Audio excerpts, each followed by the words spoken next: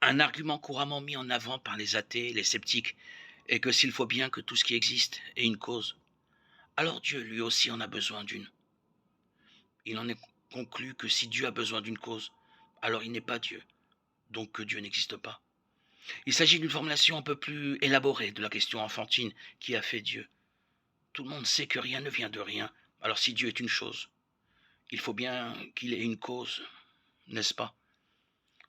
Il est difficile de répondre à cette question parce qu'elle elle part de l'idée fallacieuse que Dieu a une cause, puis cherche à la connaître. La réponse est que la question elle-même n'a aucun sens. C'est comme si on demandait quelle est l'odeur du verre. Le verre ne fait pas partie de la catégorie des choses qui ont une odeur. Aussi, la question elle-même est fallacieuse.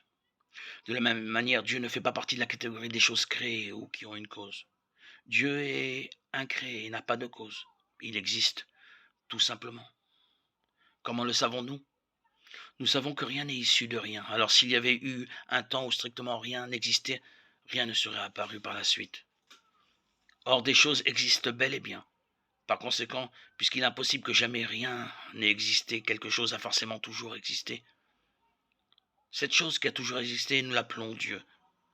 Dieu est un être sans cause, qui est la cause de l'existence de tout le reste.